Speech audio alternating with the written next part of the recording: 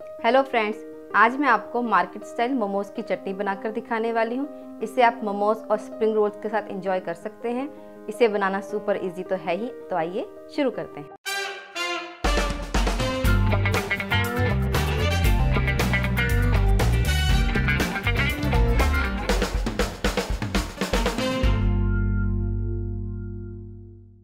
मोमोज चटनी बनाने के लिए चाहिए 4 सूखी लाल मिर्च, 10-15 लहसुन की कलियां, 1 छोटा टुकड़ा अदरक का, 4 टमाटर, आधा चम्मच नमक, आधा चम्मच सिरका।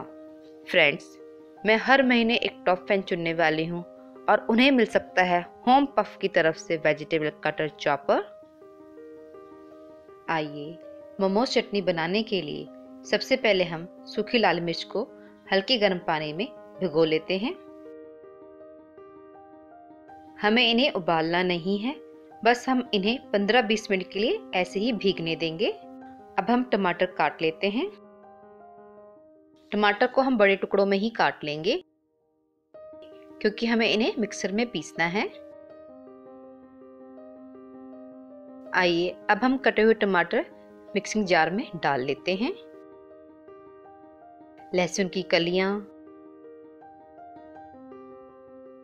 भीगी हुई लाल मिर्च, अदरक, आधा चम्मच नमक डालकर पीस लेंगे।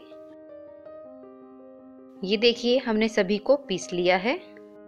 दोस्तों, आप देख रहे हैं ये चटनी अभी सुर्ख लाल नहीं है, पर मोमोज की चटनी सुर्ख लाल होती है, इसलिए हम इसमें थोड़ा सा रेड फूड कलर पानी में मिलाकर डाल लेंगे, जिससे टेस्ट के साथ टेम्पटिंग भी लगे। मैं जार में ही घुमा रही हूँ, आप बाउल में निकाल कर भी डाल सकते हैं। आपके पास सूखी कश्मीरी मिर्च हो तो आप उसे भी भिगोकर डाल सकते हैं। आप देख सकते हैं इसका रंग पहले से लाल हो गया है। दोस्तों, आप इस चटनी में आधा चम्मच सिरका या नींबू का रस डाल लें। मुझसे रिकॉर्ड करने में मिस्टेक हो गई है, इसलिए मैं दिखा नहीं पाई, सॉरी। आइए अब हम सर्व कर लेते हैं।